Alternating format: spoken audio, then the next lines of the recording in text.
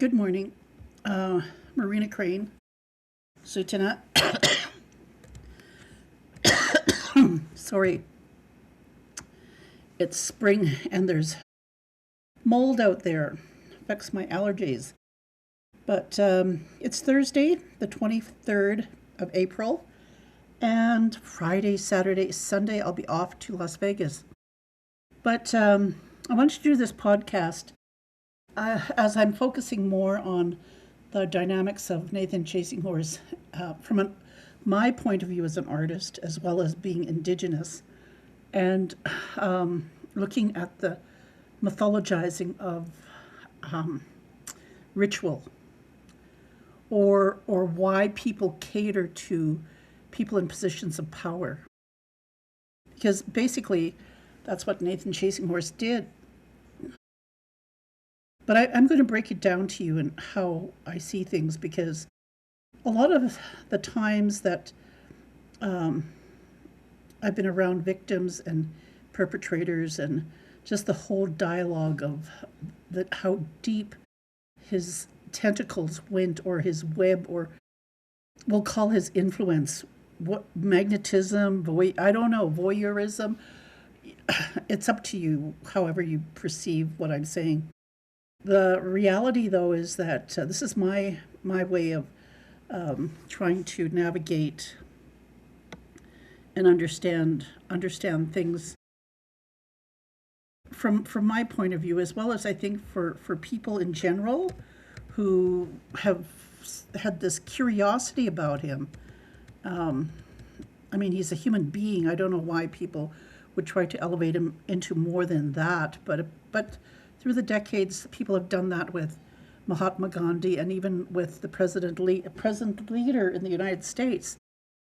Okay, so just personally, when I look at truth and reconciliation, when I look at transformative and restorative justice, I have to always look at as an individual, and so. Again, I take definitions and I try to relate to them. So the topic, there are various topics within this podcast. Right now, forgiveness and grace, navigating self-reckoning. Because a lot of times we feel a lot of guilt or shame or humiliation and self-loathing. And it's important to actually realize, like, yeah, those are painful emotions. Now, why am I mentioning this is because I think a lot of times when we do things and we feel ashamed of it, or maybe somebody publicly humiliates us, or we just feel like you just feel so bad about who you are.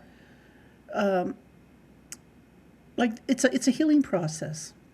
You have to feel those emotions in order to move forward. Facing truth and the embarrassing pain is essential for transformation and ultimately forgiving oneself. That's the hardest thing I think anybody can battle. So that's why I'm starting off this podcast. The question of whether forgiveness of oneself is possible. It's a really hard thing to digest, because sometimes we just want to shift that blame to other people.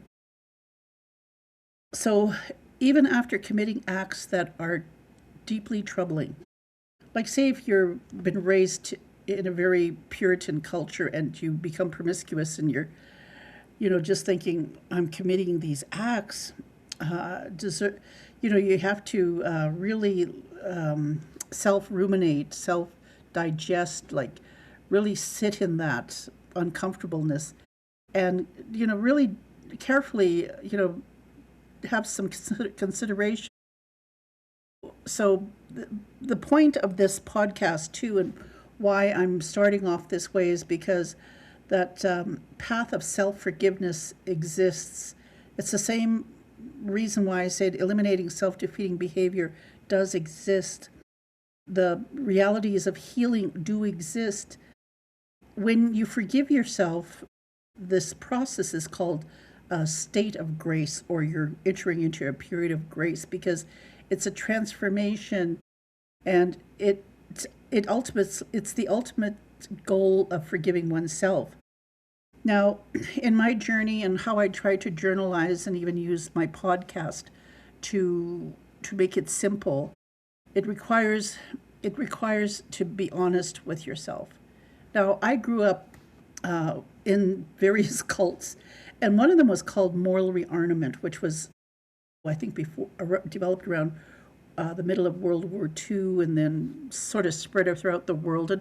And bless, white privilege, they've really tried to put their agenda on Indigenous people.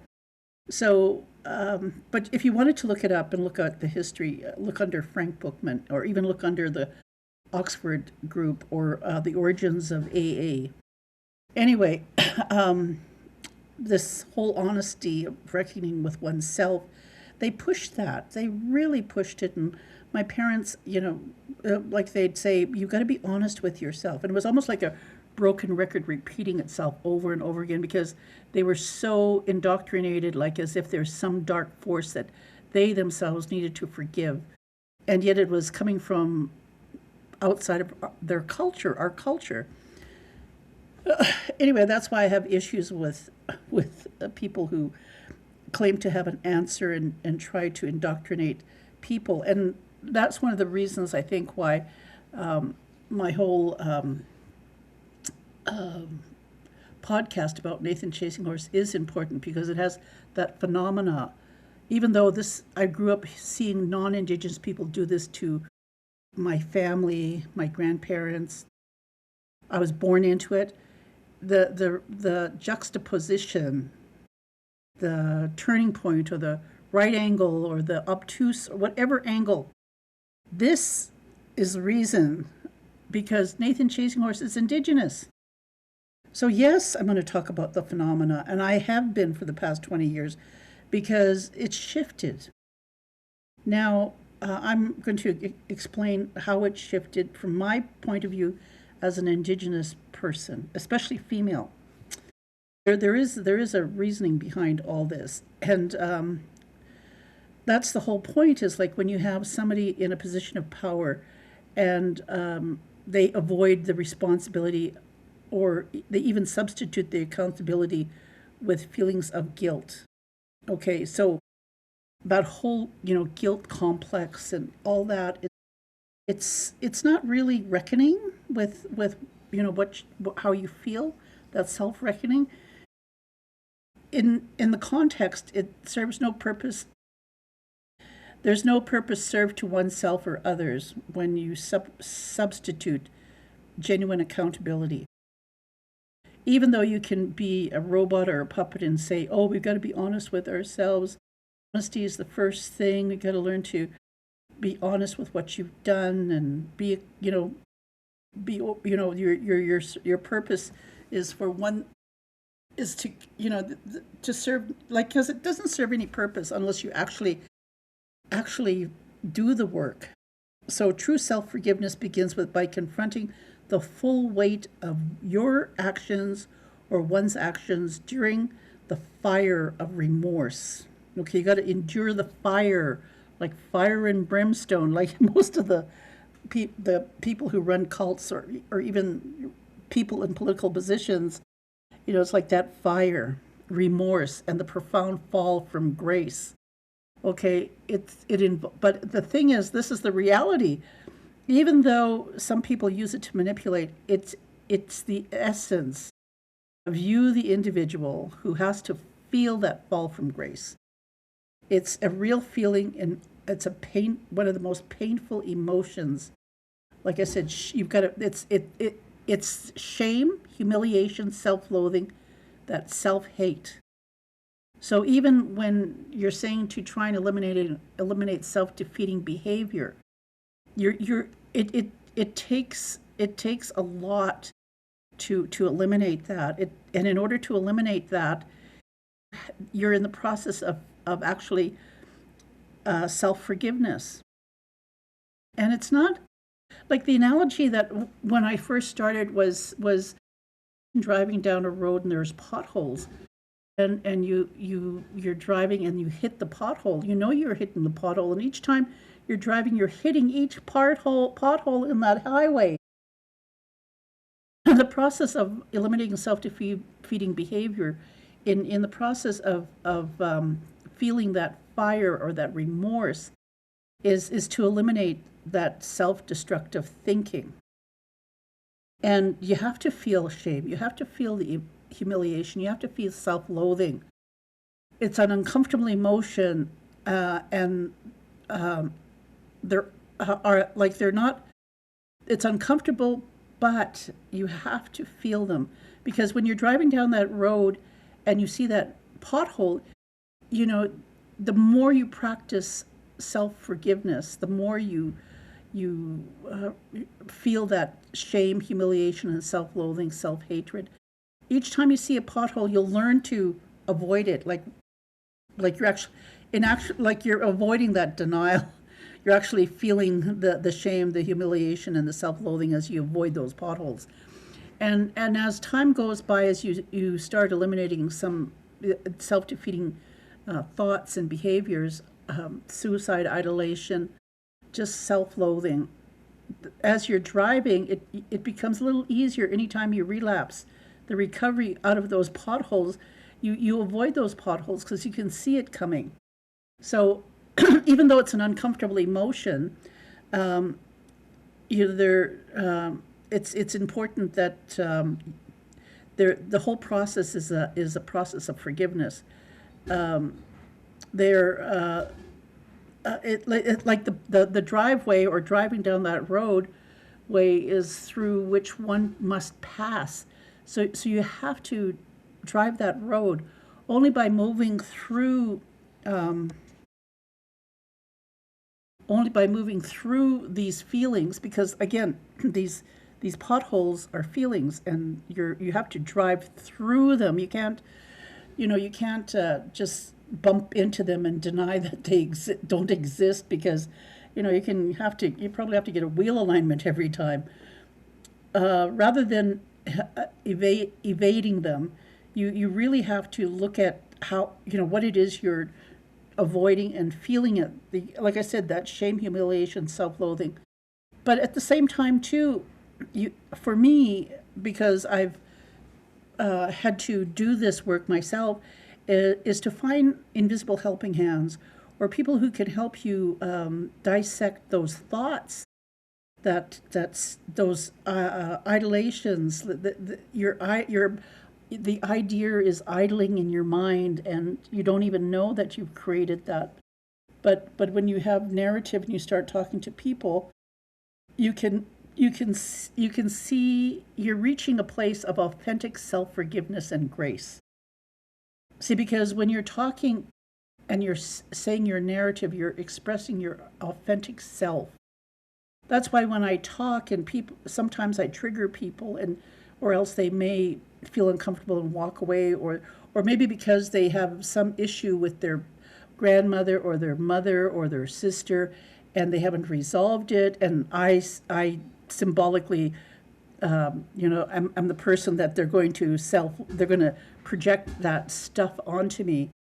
In whatever I'm talking about and feel uncomfortable, I'm still being my authentic self, because I'm trying to get across to my audience, this is who I am. This is authentic self-forgiveness. I'm processing this in a state of grace. Now, skipping the process or using guilt as a substitute only leaves you stuck. Okay, so you can't skip that process, even though there's we call conflict resolution, or there's that denialism, using guilt as a substitute, like people trying to guilt me into how I should feel because I'm an elder, and where are my grandchildren, who's taking care of you, do you have dementia or Alzheimer's? Well, you name it. Be creative about how people want to guilt me or guilt you. But it only leaves one stuck if you're substitute using that guilt, like what they're projecting onto you. Because you accepting it is giving you inability to move forward. So facing the truth and embracing the pain is essential for transformation and ultimately forgiving oneself. But again, like I said, that road is the road of shame, the road of humiliation, the road of self-loathing, the road of self-hatred. And each pothole is using guilt. And you have to get away from that and own those feelings because it's important. It gives you strength, and I really think that when you do that, people in positions of power will find it uncomfortable. Will find it uncomfortable because they haven't gone through this critical work that you've gone through. It gives you a certain what's the word, empowerment. So now part of the podcast too has to deal with spirituality, or people in positions of power, or places where people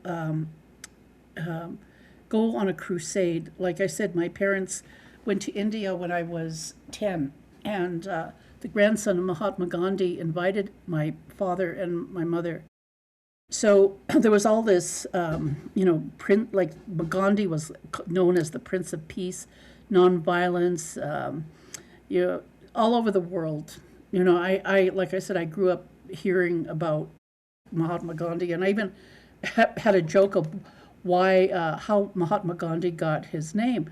And I told my dad, and I said, when you see him, because I was a child, 10, I said, when you see him, just say that he was walking up a tower, a tower that had no windows. I mean, had windows, but no glass. And he was walking up with his turban.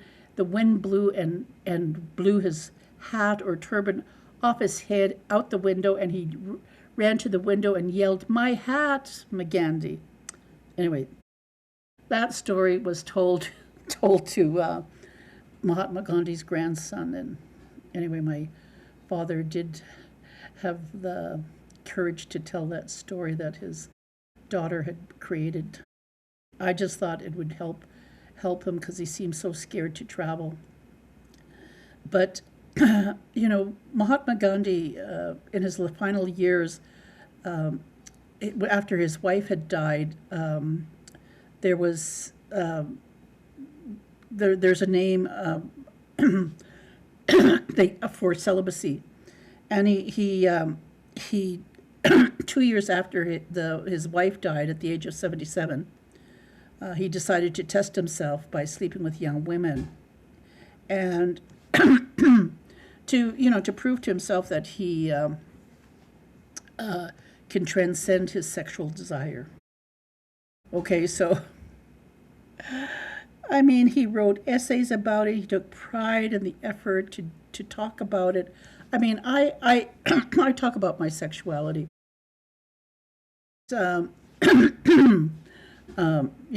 Many people just couldn't tolerate his involvement with 17 and 18-year-old grandnieces, and it was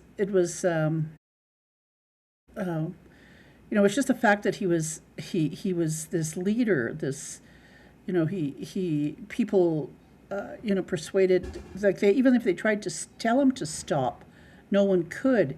His own sense of sanctity made him insatiable, dynamic of power, unquestionable authority, and silencing of protest. Like, the guy just would not stop.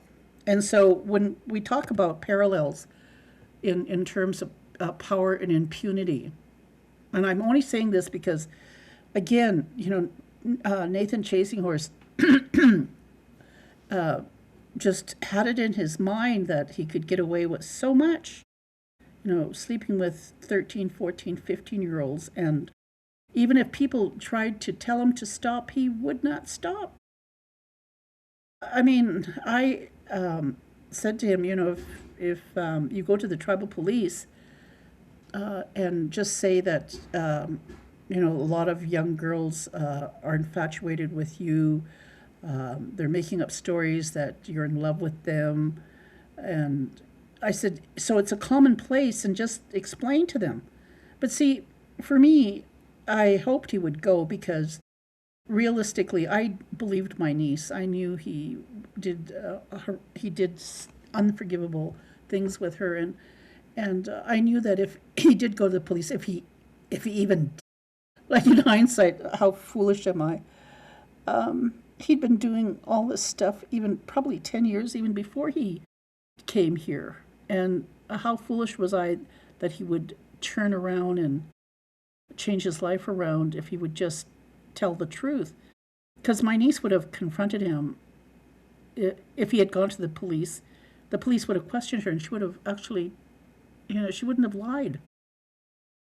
But also, to the gravity, knowing, having met the women who knew him 25, like 30, 40 years, just the progression of his authority, or just the ability to get away with things. Anyway, power and impunity can be seen in, like I said, even within the present leader.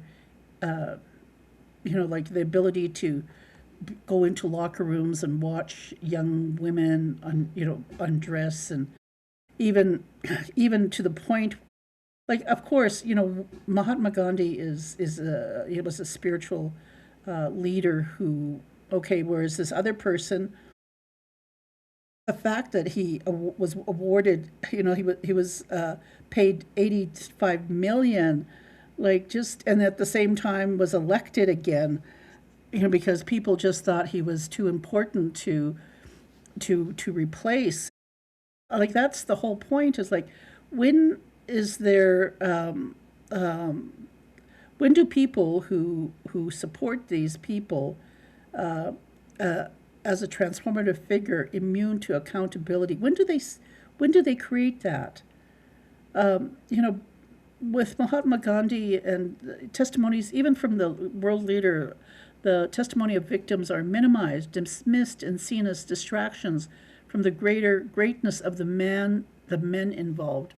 And that's why, like, Nathan Chasing-Horse's lawyer, even the way he treated the testimony of the victims, who they had to pay for their own, coming to the courthouse and lodgings and everything, and the lawyer, minimizes, dismisses, and just tries to distract from the false greatness of this false man. So even with Gandhi, victims couldn't speak out because their survival depended on him.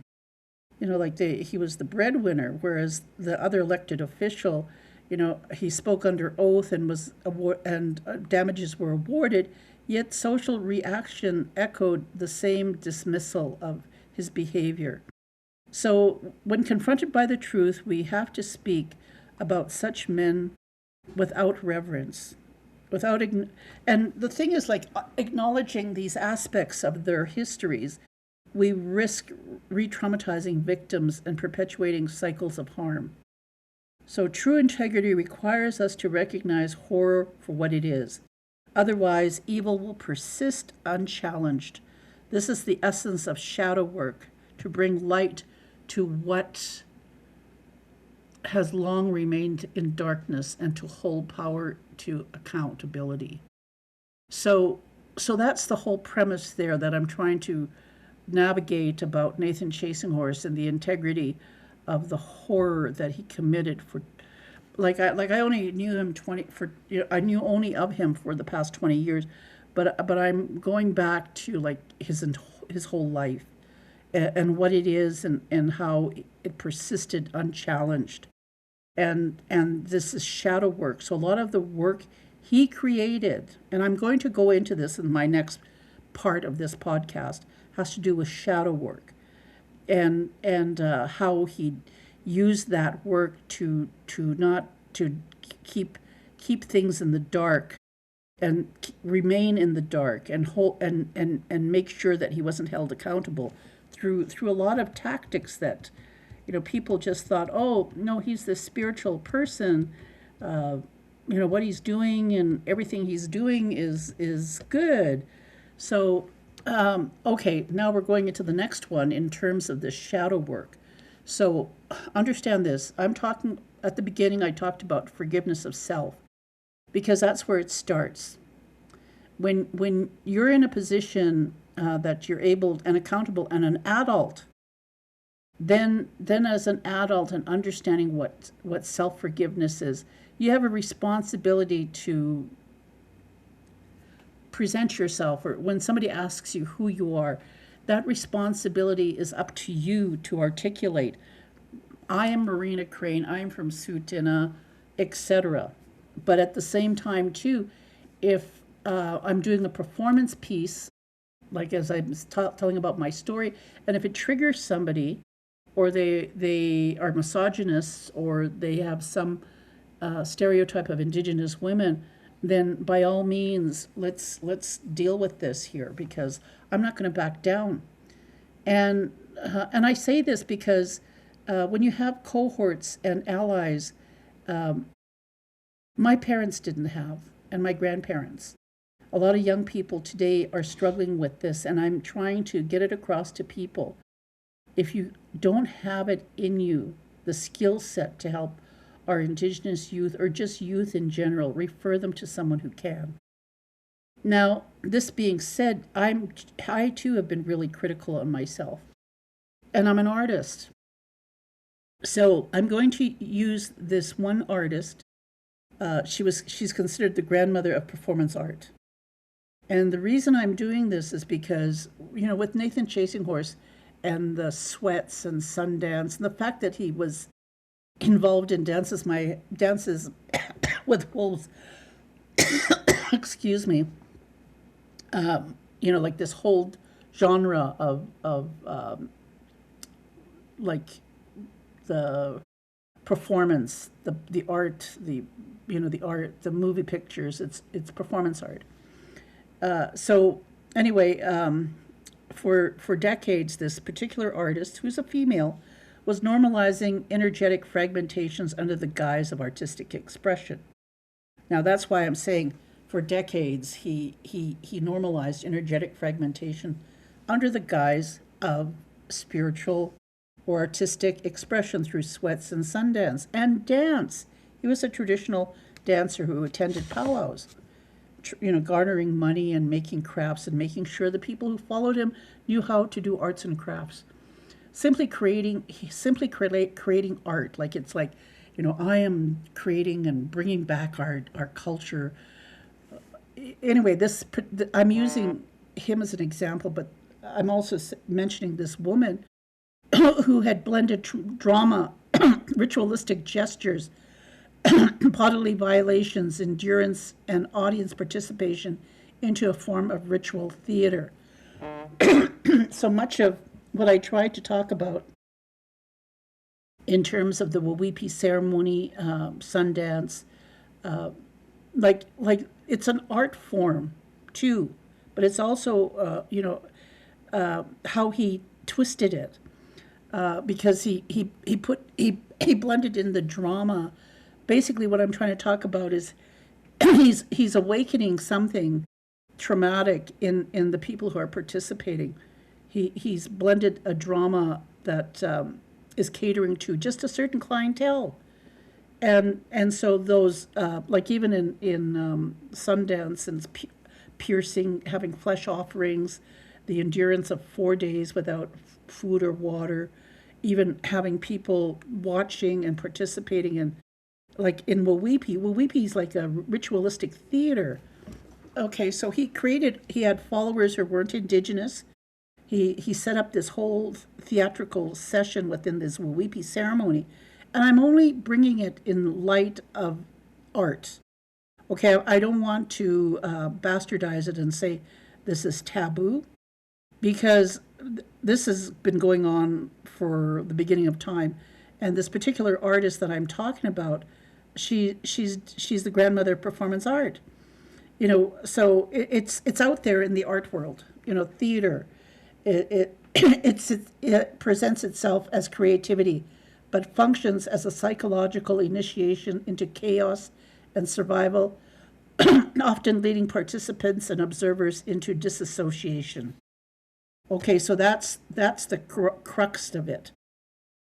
It's as creativity in terms of the Wauwipi ceremony. I'm only focusing on that because there's so many dynamics to different skill sets of spiritual people with indigenous communities, and so I think it's in the same sense of artists. There people have different skill sets as well, but the function of what Nathan Chasing Horse was doing was a psychological initiation into chaos. So a lot of the people who attended had been children who'd been traumatized, or maybe they were high risk teenagers already, or high risk young adults, and in chaos and survival. So they were already didn't have any support systems in place, or they didn't have trained people to help guide them through eliminating a self-defeating behavior. They didn't have anybody to guide them into actually feeling emotion, often leading participants and observers into a disassociation. So the disassociation part of it is a psychotic state where they create an illusion or delusion, and so for him, it's like he's relishing it, he's bathing it, he's like really enjoying that energy because it's chaotic. It's disassociating, the people who are participating because they're all in survival mode, and for him, having grown up in poverty, it's just like mocking his own, like I said, in denial, like he's creating a false sense of forgiveness, 'cause it's artificial, and so a lot of times, even with this particular artist that is like the grandmother of performance art, she uses her passive body to act out to the audience in various objects, like including weapons. So these weapons would be there for them to use against her. This was a live experiment in trauma bonding. Now, even too, like I said, in the ritual or in the performance piece, it's the audience participating in ceremony. So say for example, if Nathan said to someone, I need you to do this and this and this, and that person would just obey to the max, would go around telling everybody, no, he wants it this way, this way, this way, this way. So this it's a live experiment in trauma bonding. So for this artist, she would put herself on a blank slate and invite collective shadow of crowd to manifest. So when I talk about shadow work, even within the Wauwipi, it's all black, and all the people there, he's lying in a blank state on the floor, wrapped up in a star blanket, and around him he's got people singing, and again there's a collective of shadow of the crowd that is manifested. The audience, just like in this performance art with this woman, the audience responded like stripping her and revealing what happens when an unconscious collective impulses meet no resistance.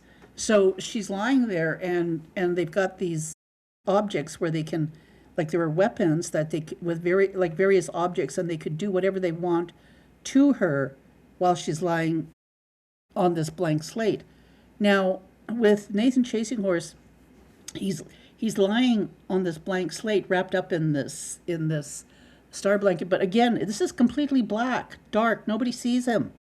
All they hear are people singing and him talking, like muffled in his voice, asking the audience, like if the particular members in the audience, if they have any questions. See, her work, this artist's work, was not intended to heal. And the thing is, like with Nathan Chasing Horse's work as a performance art, and again, I'm using performance art, his work was not intended to heal. Understand this. Even though he had a cult following, the understanding and the definition of healing, as I explained in eliminating a self-defeating behavior, has to do with actually owning it, like driving that road of self-hatred, that whole way of self-forgiveness. In this performance artist, like I said, she's lying there, and but rather to diagnose, expose sickness within the human field, and embedding it even deeper. So for her, she's allowing the crowd to, like I said, there's this, it's the darkness of them doing, like, experimented in trauma bonding. So the audience is stripping at her, revealing what's happened to the unconscious collective with no, when they meet no resistance. So the people in the Wauwipi ceremony, how can Nathan resist? He's tied up, or so they think he's tied up. Okay, so the work is not intended to heal, like I said. Rather, it's to diagnose, expose the sickness within the human field. So a lot of times within the audience, Nathan will ask, like, what sickness is there? Embedding it into a deeper, like they've tried everything. They've tried modern medicine. It's not working. Okay, so that's how he brings in people into this manifestation, because they've disassociated from what is real. So that's why when I'm talking to people, I said, when you go into these ceremonies and you're trying to understand your own, how you feel, always make sure that you have a balance. Like, if you're in there trying to heal, use what they're saying, but also use modern medicine. Or if you're in there and there's trauma, also go to a therapist. You cannot just have one by itself, because this is a performance piece. See, that's what I want to, why I wanted to do this podcast, because the sentencing of Nathan Chasing Horse is coming up Monday, the 27th. And the whole idea of trauma bonding and his experiments through the past 20 years with really vulnerable people who had a very difficult time in eliminating self-defeating behavior. And the reality of it is, like, in Indigenous communities, we do not have qualified therapists. We do have spiritual people, but we need to have a balance of both working together to help heal an individual. Some in our families, we as one family cannot heal. We need to have a collective, holistic approach to even helping one person. So again, I go back to the performance piece, the art of the currency of pain. Now, this performance artist, she has turned disassociation into currency. Pain becomes present, silence becomes skeptical, and stillness becomes invitation. The body is transformed into an altar, but the altar leads nowhere sacred. Okay, so again, for each Wauwipi ceremony, what cost $5,000 for people to participate. So Nathan Chasing Horse, operating under the guise of Wauwipi ceremony, okay, just as this performance artist is under the guise of art, has churned disassociation into currency. So Nathan Chasing Horse has changed disassociation into, like, the disassociation into currency. The same thing, same process. The only difference is the like, she's saying it's art, but it's not. Nathan is saying this is spiritual and ceremony, which it's not. They're both taking pain. Pain becomes present. Because, again, he's wrapped up in this star blanket in the dark, just like, his shroud. Silence becomes the spectacle. So him, until somebody speaks to him, he's silent. And the stillness becomes an invitation, because everybody's waiting for some sort of transformation into the altar. So some of his supporters would either, I don't know, drug with, say, marijuana or hashish, or I don't know, have lights or trickery, like abracadabra stuff to transform that altar, but the altar leads nowhere sacred. Okay, so all this is just hocus pocus, but at the same time, too, understand this. These are people going into a psychotic state, hallucinating. There is no trained professional. There are no elders there to talk to them into what is real and what is not. It is not, and so the artist. This is not about transcendence, but endurance. Okay, so he's enduring this, being wrapped up, just as this woman has been lying on this flat piece, having people hit her. It's not about transcending. Again, it's not about forgiveness of self. This is just about endurance. There is no integration, no return, no wisdom, only fragmentation on display. So you hear him singing and talking and it's all integrating. There's no wisdom, no return. The trauma loop is repackaged as performance. Okay, so again, this is looping. Okay, again, just like when I said you're driving down that road and you keep hitting it, you relapse and recovery. It's just repackaged as performance. And the spiritual ritual surface in works such as this woman's performance piece, where she took blood and ritualistic phrases smeared onto walls, just as like with Nathan Chasing Horse, taking, untying himself in the darkness. He's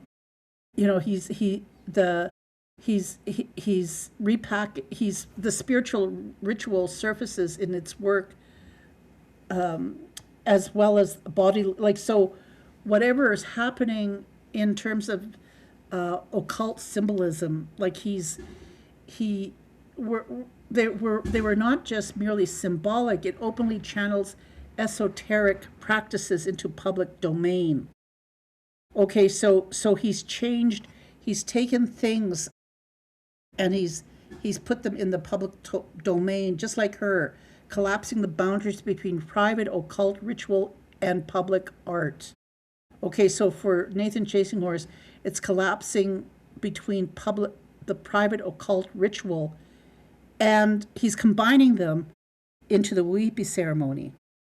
Okay, so they're collapsing those boundaries because, like I said, if there was an elder present, this practice wouldn't have gone into a public domain, because it has to do with a lot of relationships within the community, which goes back thousands of years in terms of when you say we're all related, all my relatives, because that is what the role of the elder is. And in Indigenous culture, we're matrilineal lineage. So that whole reality, Nathan Chasing Horse didn't have that. He was very patriarchal, very rich. What do they call that? Colonial mindset. So esoteric practices. Again, I'm using such big, openly channeling esocentric practices. Sorry. So I'm trying to say to the people who are like me, who don't really have a good handle on some words, I'm just trying to say it means public knowledge, or let's see, deep lore or forgotten media only to devoted fans. Like I said, it's openly channeling only the followers, those practices, and he's putting them into public domain. Like mystical or secret teachings. That's what this performance artist was doing, even she's lying on this platform. So taking that and saying, and the boundaries when we talk about healthy boundaries, they've collapsed. Okay, even though it's supposedly public art and people are paying her to do this, it's the same thing with Nathan Chasing Horse. People were paying big money to come into the Wauwipi ceremony. Same thing, just a different, different. No gallery, no museum where they can perform this. Desensitization and ritual normalization. Okay, so the true function of such figures is gradually shifting esoteric practices. Again, those are private practices followed by people in that ritual or that cult into exoteric, blurring lines between theater and invocation, and normalizing ritual. Okay, so she's taking something that, like that practice and making it echo,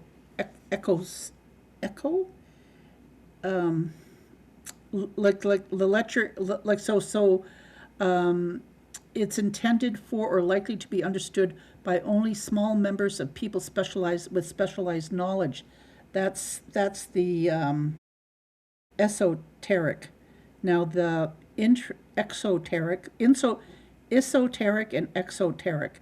Exoteric, and again, I'm sorry, but hey, I'm trying to define these things for you, so sorry. Okay, so exoteric, public common knowledge, esoteric, private specialized knowledge, exoteric, linear or plain meaning, esoteric, hidden, symbolic, or inner meaning, and exoteric, taught openly, esoteric, shared selectively among initiates. So basically both this artist, this performance artist, who's the grandmother of performance pieces, and I'm using Nathan Chasing Horse as an example. They're openly channeling these private to public domains, collapsing any boundaries there. Like the lines are being blurred, and because they're normalizing the ritual. Again, it is not for healing, but for desensitization. Okay, so when people openly go into the Wauwipi ceremony, that's not for healing. It wasn't for healing. What he used it for was to desensitize people who went in openly and willingly. So just as you go into a museum and you see this woman doing this performance piece, she operates as an energetic transmuter for the elite, mirroring, channeling their trauma. In this sense, she acts as a spiritual a laundromat, converting the grotesque into glamour. She extends audience. Her extended audience is not just the general public, but the invisible class who deal with code, symbolism, and frequency. The wider audience is merely background noise. Okay, so you got to understand this. This is why when Nathan Chasing Horse was grooming and trafficking, he's energetically transmuting for the elite, mirroring and channeling their trauma. He acted as a spiritual laundromat, converting grotesque into glamour. So the grotesque in things that they feel ashamed of, something that they've done that they feel is unforgivable, and he's put it into something glamorous. He extended his audience. It is not the general public. Okay, so not all people who are let me put it this way: if you are feeling and you felt shame and you felt all this, and you've been able to eliminating a self-defeating thought, then you're the general public. Nathan Chasing Horse was focusing more on people who were traumatized. He could spot them, this invisible class who deals in code, symbolism, and frequency. So these are people who somehow have been disassociated, and for whatever reason, like the the the other people who are functioning, who have, let's say, have come to the point of understanding self-forgiveness, for them it's just background noise.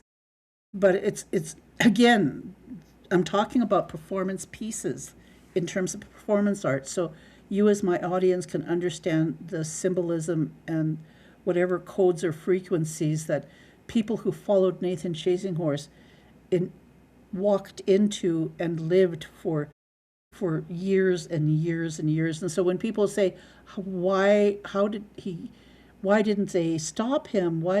How come people didn't, how come he wasn't caught sooner?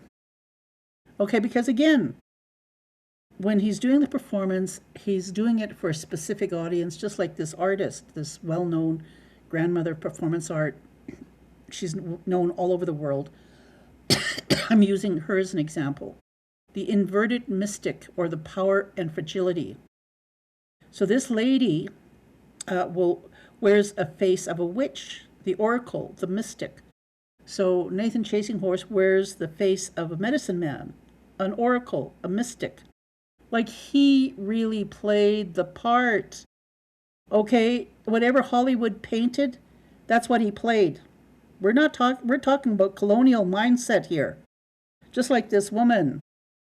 Her power is inverted, channeling fragmented feminine and post-traumatic bond. So he's inverted, channeling fragmented masculine, post-trauma body. Okay, so again, because of genocide in the Americas, Nathan Chasing Horse could do that. He could do that. Violated, the medicine man clings to relevance through masochism.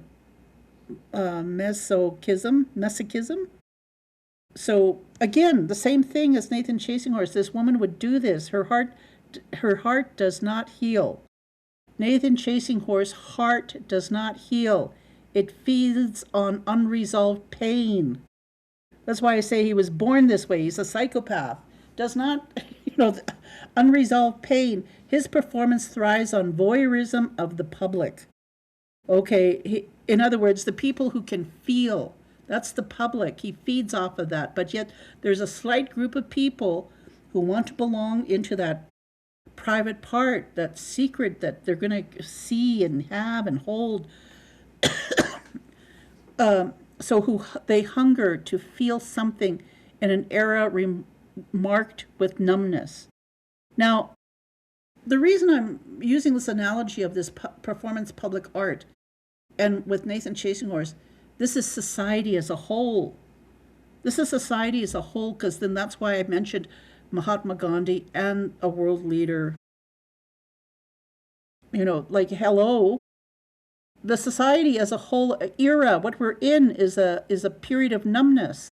So for the past 20 years or so, the evolution of the inability to feel, artificial intelligence, the inability to go through conflict resolution, the inability to form intimate bonds, whatever is there, and the reason people don't want to feel humiliation, they don't want to feel self-loathing.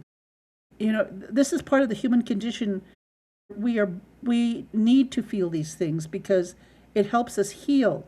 So this performance artist does not remind audiences of their power. Just like Nathan Chasing Horse did not remind the audience that they are in the position of power, but rather their fragility.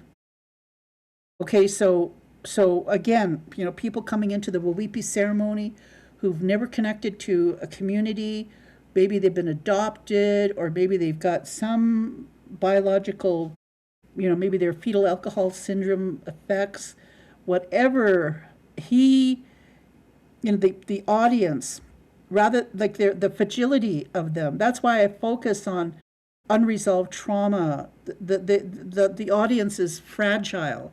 He's marketing himself to recruit, to groom, and traffic. much like this performance artist, because she gets paid big money. This ultimately is why this artist is funded and celebrated by those who benefit from such display. That's why when people say, oh, gee, this woman was in charge of murdered and missing Indigenous women, and she was supporting Nathan Chasing Horse, and so was her daughter. Or like our chief supporting Nathan Chasing Horse, blah, blah, blah, blah. Powwow circuit, everybody. Okay, they funded him. They funded him. His performance thrived on voyeurism of the public. Hunger to feel something in an era of numbness. So even for me to say, oh, there's a fire, people are numb. So what if there's a fire? No, there's a fire. It's in a place of darkness. This darkness is allowing people in positions of power to hurt and do things that are unforgivable. And so this legacy of ritual abuse has gone on from the beginning of time. And like I said, when people get into positions where they become spiritual leaders and they perceive themselves to be untouchable, they're not. You have to navigate your own self-reckoning. You have to understand your own forgiveness and what grace feels like for you as an individual. I don't like using the word evil, but, it persists unchallenged. So, you got to recognize the horror of what it is. You have to acknowledge it, or else we are going to re-traumatize victims and keep perpetuating that cycle of harm. So for me, going down to the sentencing of Nathan Chasing Horse is to celebrate, to honor those victims who have chosen to navigate self-reckoning, to stand in their power of forgiveness and grace, because they were able to challenge evil. They were able to have integrity and recognize the horror for what it is and was and still persists. So yes, self-forgiveness exists. It's called grace. Just like eliminating a self-defeating behavior is possible. But you have to have honest reckoning with oneself. And it just doesn't take a week or a day. It takes a lot of invisible helping hands helping you along the way. And you have to have the courage to feel safe when you're doing this. And you cannot avoid the responsibility or substitute it with feelings of guilt. Guilt is, in this context, serves no purpose for oneself or others. You cannot project guilt onto people. That serves no purpose. True self-forgiveness begins by confronting the weight of your own actions enduring fire, and the profound fall from grace. Because you are the one who is there to feel it, often that painful emotion of shame, humiliation, self-loathing, and self-hatred. It's an uncomfortable object, but it's a road that we have to drive. And I hope that you understand what I'm talking about. As an artist, that's the only analogy that I can give in terms of the experience of having been the technician to have Wauwipi ceremony set up for Nathan Chasing Horse. The whole dissection of what I just explained, because I'm an artist. I have my degree in fine arts. I really didn't understand how gifted I was. I knew when I was 5 years old, but it's taken me a lifetime of self-forgiveness. I had to walk that road of shame, that road of humiliation, that road of self-loathing, that road of self-hatred. If I can do it, you can do it. If you can have authentic self-forgiveness and grace, even when I say invisible helping hands, you reach a place where you feel that you can move forward, that you're not stuck. Facing the truth and embracing the pain is essential for transformative, and ultimately forgiveness of oneself. So when I talk about transformative and restorative justice, this is the process. And as Indigenous people, we need to do this for the people we love and those that love us. We need to do those for people who still are yet to come and be born into our families, our communities. What we grew into in systemic racism, this foundation that we found ourselves born into, as we're living it, we need to walk and embrace and also release. So that being said, I'm grateful that I have an opportunity to have a podcast and to reach out to you, my audience, and hoping that you have a wonderful Thursday, and that I'm going to try and publish some interviews with some of the women who have fought for years, decades to get this man put behind bars. And like so many, like myself and others, I know you're out there in my audience. I know you have felt the sting of this man. You understand like what it is I'm talking about, and that the process of learning to self-forgive is important because so many people are depending on us. And as Indigenous women, there's a Dakota song where we sing about the people are depending on us because we're matriarch. And I'm just grateful that I'm able and educated enough to reach out and try to help people understand there's no magic wand, there's no secret society.